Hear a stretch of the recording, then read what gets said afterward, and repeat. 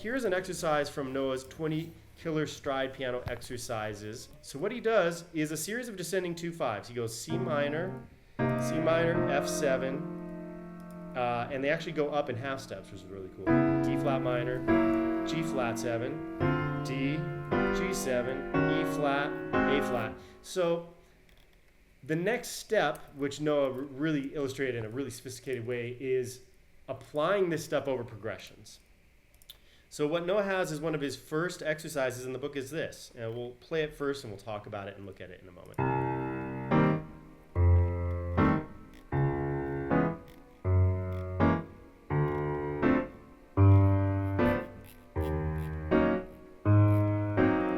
Right? So the texture is left hand, well, both parts of the left hand. Single note, and then a 4-note chord. So we're getting into a little bit more modern harmony now, which is one of the baby steps that I think about when going into this music. So let's take a look at that. I'll play it for you again, and we'll take a look at the sheet. There we go. Okay, so.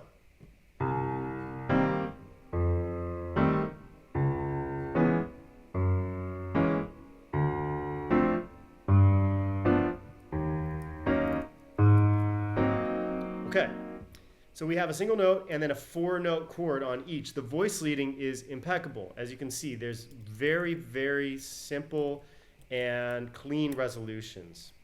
So let's take a look at it. The first one is an inversion of C minor 7. Okay, so 3, 5, 7, and root. So practicing the preparatory exercise that we did of doing all your inversions, chord, different inversions here. That's going to help you. The next one is actually rootless voicing, which is super hip and leaning towards the more modern edge. We have the F7, the 7, the 9, the 3rd, and the 5th. Okay?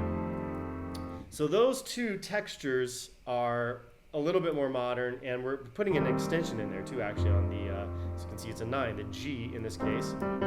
That's our 9. So this is an excellent exercise to get started. Now, a way that you can adapt this exercise too, somebody mentioned that we, gosh, who was that? They said they do like an in-hand stride sort of thing. They have like a 5th and a 10th on top of that. So another way that we could practice this is to thicken up. You can take what's written and thicken up the left hand a little bit. So right now we have a single note chord. We could also play the root in the 5th.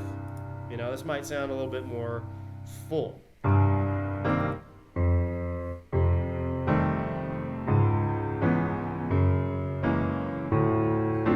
Right, let me flip back to the hand view here, of course. But really fattening up the C chord with a root and a 5th. Root 5th chord. That's taking us in some different directions. Depending on what interval is comfortable for your hand, Noah's doing some 10ths. You could absolutely do that if that fits your hand. 10th, root and 3rd. Root and 3rd. Root and 3rd. Root and 3rd. Now, if those are too wide, you can always roll them.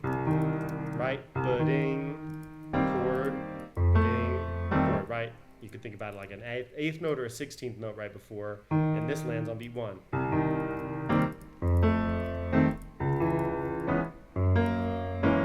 So that would be an excellent way to fatten that up. You could also do all the 7ths of all the chords. Right, now this is maybe a little bit low to do that. We might want an octave or a 5th. I'm going to do it anyway just to demonstrate. Root 7, root 7, root 7, root 7. That'll thicken that texture up a bit. Hey, Noah here. Just want to let you know really quick that most of the content you're actually seeing on this channel is coming from completely free master classes that we've been holding. So if you actually want to join and be a part of those master classes, again, it's totally free. Click one of the links in the description that will give you access to free resources, free courses, and of course the free master classes. And as soon as you're on the email list, you will be one of the first people to know when we are holding these master classes. And on top of that, you get lots of free sheet music and videos and resources as well. So highly recommend you sign up. You can also join our free online community, which is in Discord and a server there, so you can click the link down there for that as well. And we are on there interacting, hanging out, giving people feedback and advice, as well as on the free masterclasses, Zoom hangs, and feedback sessions. So again, highly recommend you get signed up, and I will see you there. The other thing that I really, really love that Noah does in this book, I'm going to have to fast forward a bit here for those of you that remember VCRs. I guess you still have to fast forward on YouTube too, but you felt the fast forwarding on VCRs more, is walking tense. There's a really, really great preparatory exercise in here for walking your tense. Yeah, this is exercise number 7 in the book here. Let's take a quick peek at that one. Now, again, depending on your hand size, you can roll these, or depending if you're not playing anything in the right hand, which you aren't in this case, you could even play those top notes with your right hand. So this sound,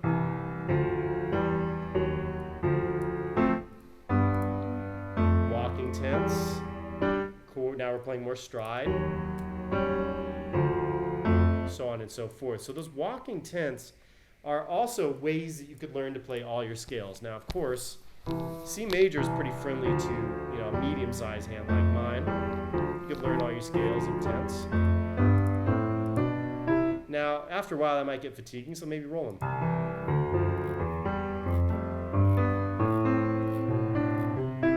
Certainly when you get to a key like D flat, that's just not doable for me.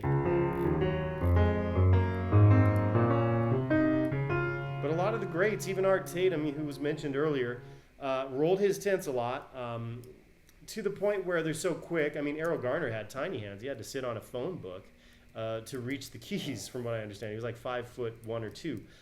Doesn't matter. He rolled a lot of his stuff, and he rolled it so quick. What did Art Tatum call him? He called him like the furious little piano player or something. He had some like funny nickname for him, but he was amazing in his ability to roll them. You can even see I'm over-rolling them. Yeah, I'm actually going too far. Right, if you roll them fast enough, you can really get it to be a connected sound, especially putting the pedal down on that last note. So the walking tense and this preparatory exercise of putting, a thicker, maybe a 4-note chord here. Also, if you know your rootless voicings, is another excellent step to take us in the right direction. I want to put this into another progression that's actually not expressed exactly this way in the previous text, but I just want to show you one option for creating better bass note melodies, which is what Noah was talking about. So let's look at this in the context of a 2-5-1. And for those of you who were here for our essential left-hand voicings chat, which was a while ago, the 7th and root or the 3rd and root are essential left-hand voicings. If you're doing a rootless, you have your root down here, a 3rd and a 7th is another essential sort of voicing here. So one thing we can start to practice as we add more and more notes, you might play a rootless voicing if you know those for D minor. This would be a very modern sound for stride. You can see that Noah actually takes the 9th out, which is putting us kind of in the middle, 40s and 50s stride before we added all those extensions, which is cool to know your history of it. But start that exercise would really be to create your own exercise. A root and a 3rd and a 7th. A root and a 3rd and a 7th. You can see the good voice leading. Very smooth from the previous chord.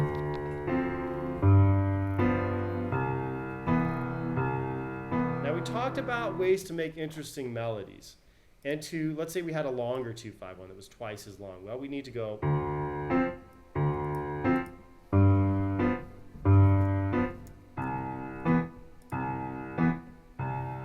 Now, you could just go root, chord, root, chord, root, chord. You could also do root, chord, 5th of that chord. So that would look like this.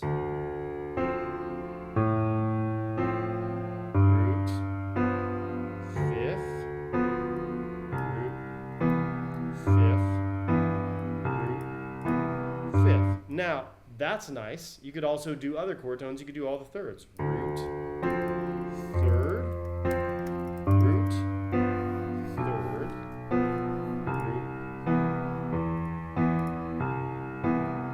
root. Right? That lends a different style. Now, a way to make even more interesting note choices is to think about where you're going and approach that next root of the chord by a half step above or below. That'll actually take us to some of the sharps and flats outside of C major.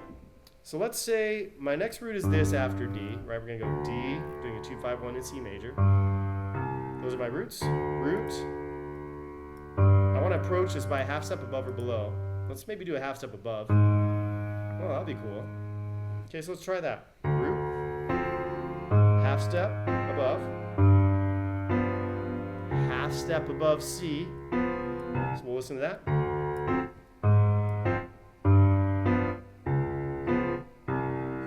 And then here you're not approaching anything else, so do, you know, fifth or a third in the next chord, or bass tone.